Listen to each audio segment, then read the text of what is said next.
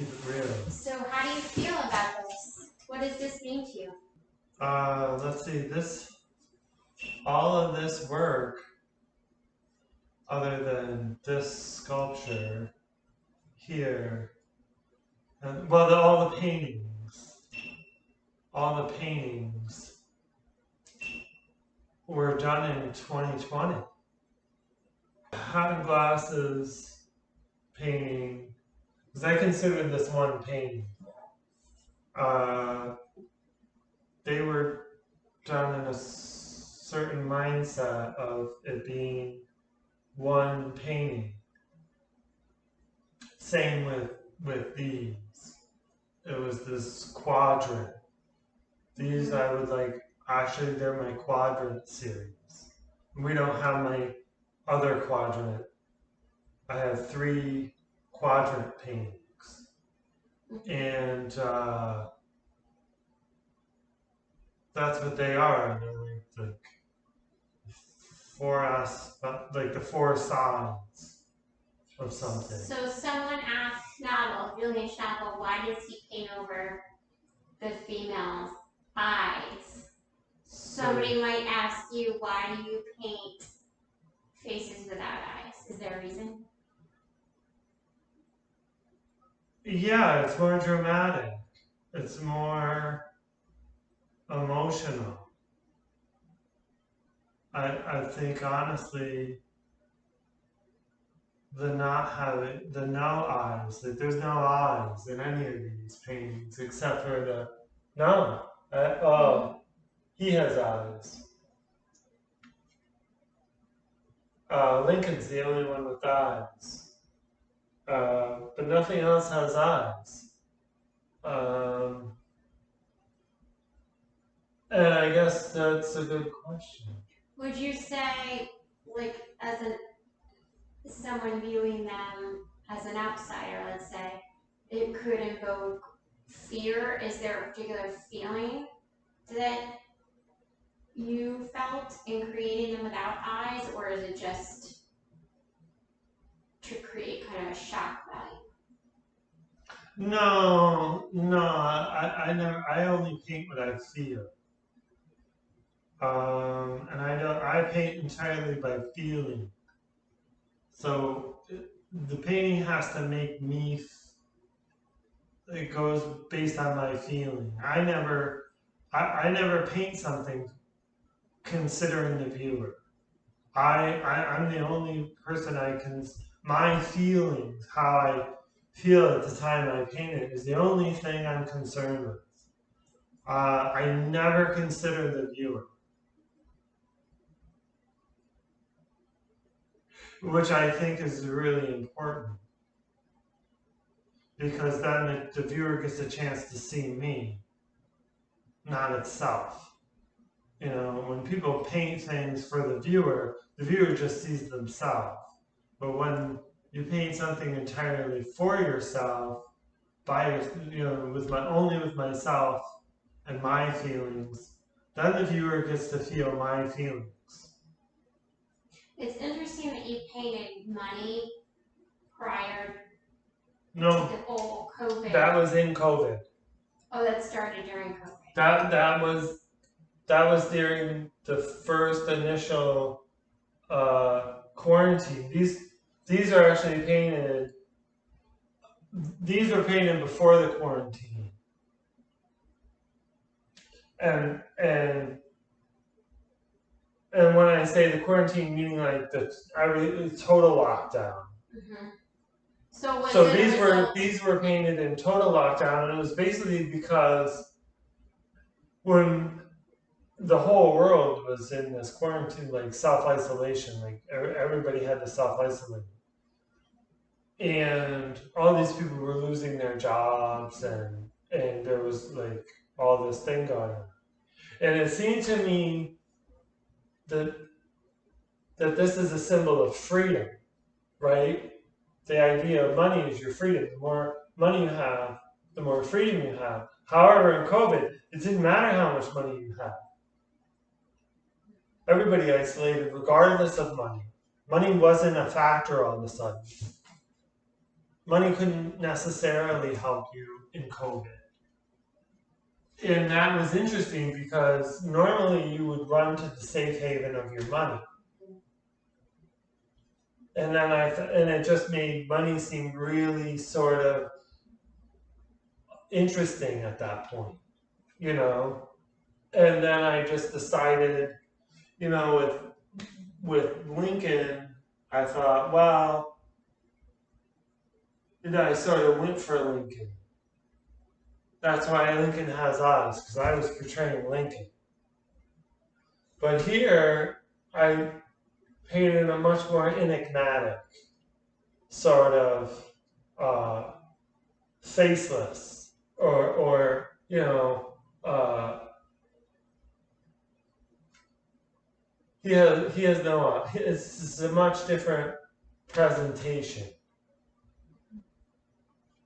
So of it feels Benjamin like Franklin. it's not really money, it's more what it represents. Well, I mean, money's just paper anyway. Mm-hmm. I mean, honestly,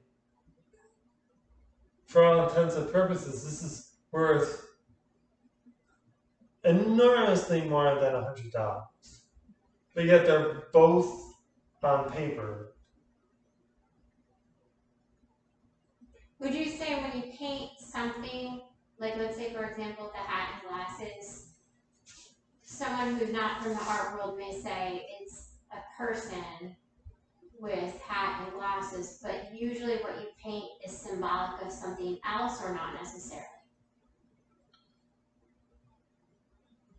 Well, I think I mean, there's a detachment here. This figure is very detached,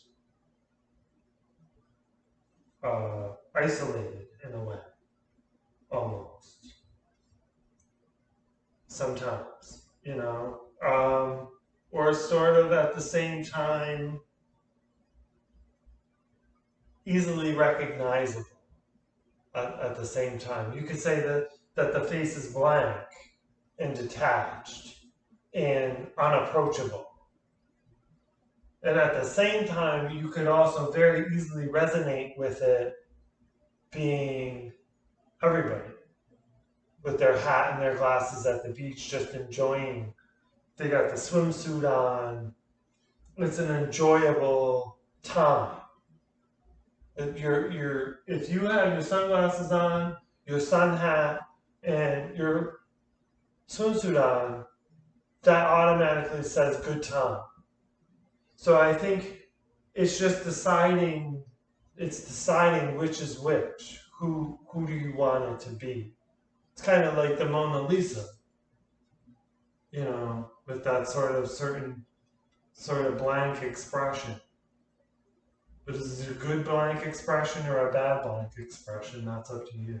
Sort of half empty, half full idea. Can you speak about your sculpture next to you? This is one of the earliest sculptures I did. I had just really sort of gotten into sculpture, and really the only sculpture I really ever started out with was steel. You know, I spent 16, 17 years as a welder before I really started sculpting in steel. And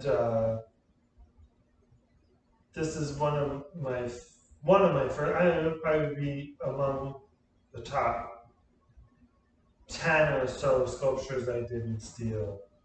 And when I did it and I was finished with it, I had an understanding that this is one of the most powerful things I constructed. What about the dancer? The dancer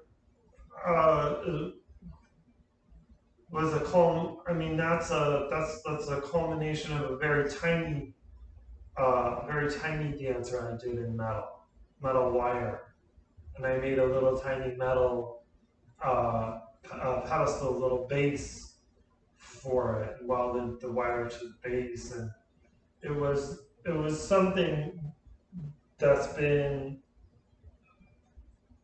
a natural part of my life was to to take anything that I made, take it apart and remake it, and take it apart and remake it. And the first little dancing sculpture I made had been some other sculpture that I had been working on, and then I took it apart and sort of rebent it and made it into a dancing figure, and I really liked it. And then I started building all these like larger and larger and larger versions of that first initial figure that I made that was maybe about this big. She's amazing. So as an artist, when you're kind of surrounded by all your works, what is that feeling like? It's always a little bit impressive because this is just a small body of work that I've done in the last 7 months, six months. Other than the sculpture, obviously. But to just see what I've put together, and this isn't even all that I've done in that. I've done more work than this in that time period that we don't even have represented here. And it's always kind of a little bit of amazing to me to see the amount that I produce at any given time. Like if you were to look at what I produced in 2018, and then what I produced in 2018, and then what I produced in 2019, and then what I produced here, halfway through 2020. When you're in the making of the art, you're focused on that piece at that moment. And then you just move on to the next piece. It's not like you just sit there and relish in all this thing or this one thing and this couple of things.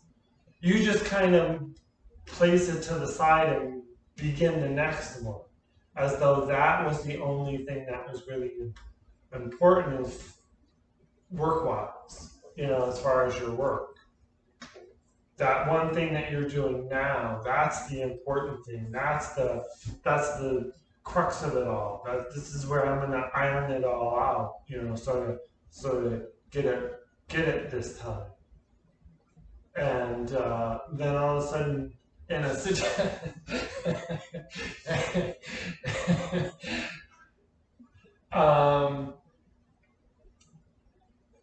you just kind of say, "Wow, I really." This is a lot. This is a lot. Is it emotional? Is it like overwhelmingly emotional in some respects? No, but it's sort of a window into myself for me to look back at myself, like sort of as though. I once had this sort of specially induced dream where I could look back at myself and see myself walking up the stairs, but there was an infinite number of me walking up an infinite amount of stairs. And I just saw all these fragments of time of like ascending, and this idea that you're always working at ascending. And when you sort of look at your painting, that's you working out some form of ascension. You finding a new form of ascension.